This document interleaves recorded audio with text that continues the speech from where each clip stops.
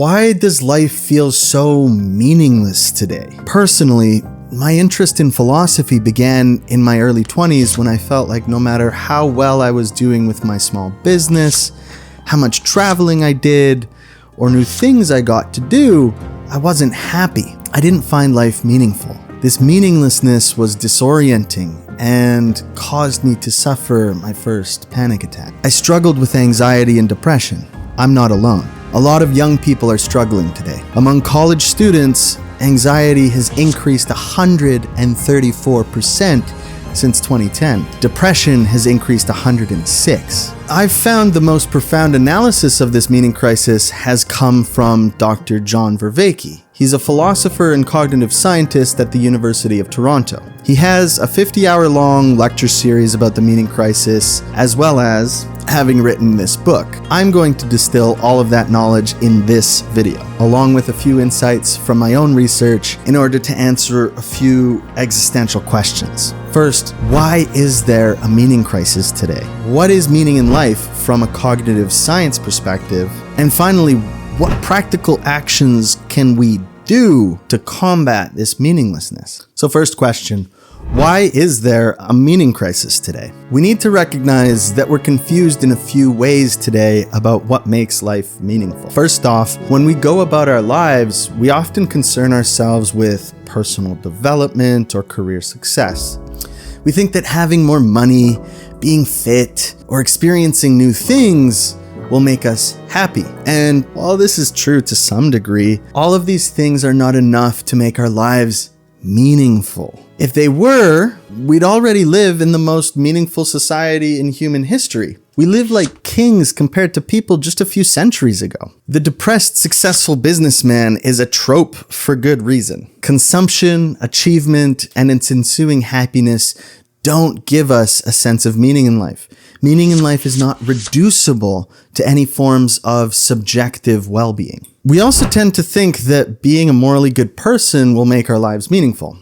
If we get behind the right cause, vote for the right person, or help decrease injustice in the world, then we'll live meaningful lives. But this is also mistaken. Meaning in life is not about morality. Philosopher Susan Wolf makes the argument that morality, while connected in many respects to a person's reasons to live, does not by itself justify life. Meaning in life is also not reducible to living life in a moral way. Now notice, I say that meaning in life is not reducible to morality or subjective well-being. That doesn't mean morality or subjective well-being don't have parts to play in living a good life. They do.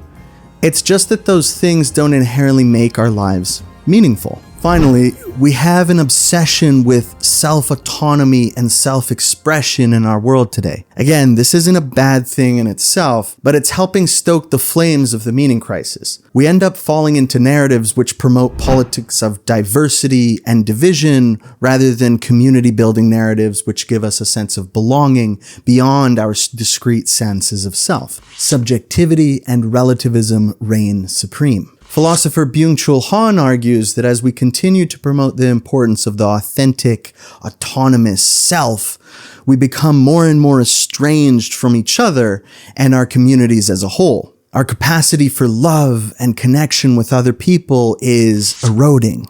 And in its place, we have the mounting narcissification of the self. This death of community is evidenced by the loneliness epidemic, another symptom of the meaning crisis.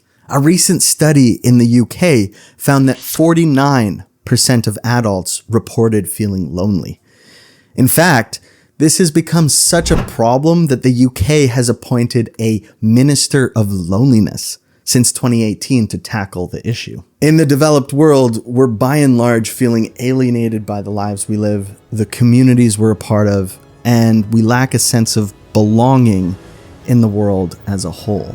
We have a meaning crisis today because we're confused about what it means to live a good life. We've replaced meaningful ways of being in the world with other things like subjective well-being, moral grandstanding, or self-affirmation.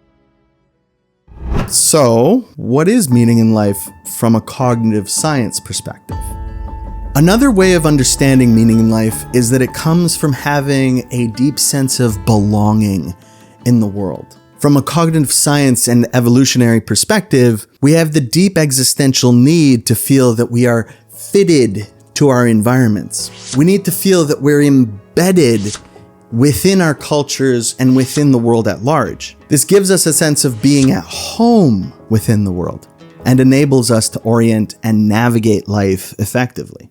So a sense of existential belonging and meaning in life are intimately connected. John Vervaeke breaks down meaning in life into 4 critical pieces. First is that we need a sense of purpose, an overarching goal that is beyond ourselves, which affords us orientation. Secondly, we need coherence. Our actions and the way that we act in the world need to make sense to us. It needs to be rational. Make note of that. Thirdly, it has to be significant. It can't be a trivial pursuit. In some manner, we need to be engaged with the world in a way that is really real. And most importantly, we need to feel that we matter. There needs to be a sense of connectedness with what we are doing in the world. As Susan Wolf has put it, meaning arises when subjective attraction meets objective attractiveness. That is, meaning comes from an active engagement in projects of worth. Whether we have meaning in life can be summed up by a couple of questions. What do you want to exist even if you don't anymore? And how much of a difference do you make to it now? If you can answer both of those questions, then you likely have a strong sense of meaning in life. For example, this is why making a family and having children is consistently rated as one of the most meaningful aspects of people's lives. Parents want their children to exist even if they don't, and assuming they're good parents, they are making a positive and significant difference to their children's lives. Plus, parents belong within their family unit. So there you have it. The answer to having a meaningful life is having a family. Just kidding. While yes, having a family can be meaningful, this doesn't guarantee meaning in life. Existential crises, depression, and anxiety don't spare good parents. Ask one if you don't believe me. So what's the answer to the question? Instead, we need to look even deeper. Finding life meaningful is about adopting a different way of being in the world. It's not about adopting a set of propositional beliefs like 2 + 2 = 4, or that humans are part of the animal kingdom, but instead other forms of knowing and engaging with the world. Aside from propositional knowledge, we have 3 other forms of knowing. First, we have procedural knowing. Skills are a type of procedural knowledge, like knowing how to swim or ride a bike. Next is perspectival knowledge. This is what it's like to be you, or to imagine the perspective of another person, like imagining what it's like to be a parent before you are one. Lastly, but most importantly, we have participatory knowledge. This is the most general sense of knowing via relating to the world. Our sense of self is central to this kind of knowledge formation, since it is through our self as a dynamic cognitive system that we interact and make sense of ourselves as agents in relationship to the world. Finding meaning in life is about cultivating different sets of practices which enables us to enrich our embodied and experiential engagement with life so we can optimize our grip on reality, as it were. By developing our embodied and experiential relationship with existence, we're able to more accurately realize what is relevant to our lives. This is what John Vervaeke calls relevance realization. Relevance realization enables us to identify what is important in our lives, giving us, first, better judgment to orient and navigate within our lives. But then because of that judgment, we have wisdom. We grow wiser. Therefore, Vervaeke says that the meaning crisis is a wisdom famine. We've lost the ability to effectively enter into a right relationship with existence so as to navigate our lives. We feel estranged from life. because we've lost the sets of practices and worldviews that traditionally homed us within the cosmos and helped us cultivate wisdom. So you still might be wondering what modernity had lost. What institutions, what traditions enabled us to cultivate wisdom historically? Consider this.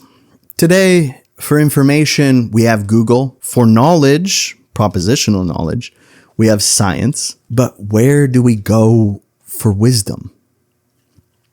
It used to be the world's religions. Religions gave us sets of practices to cultivate our minds. They gave us rituals, communities, and narratives which encultured a sense of belonging. They were transformative and rational things to participate in. Things like meditation, prayer, and communal affirmation of fundamental values afforded us practices to transform our cognition, grow wiser, and navigate life well. By having a wise grip on reality, we were connected with our lives in a meaningful way. Religions were developed across thousands of years to help cultivate and pass on wise and meaningful ways of being in the world. However, after the scientific revolution and the Age of Enlightenment, this was all called into question. Today, rationality and spirituality are deemed to be separate from each other. As Nietzsche famously put it, God is dead. If anything today, spirituality is chalked up to merely pleasant experiences or superstitious thinking. By the way, why that split occurred will be explained in a future video, so, subscribe. Back to the video.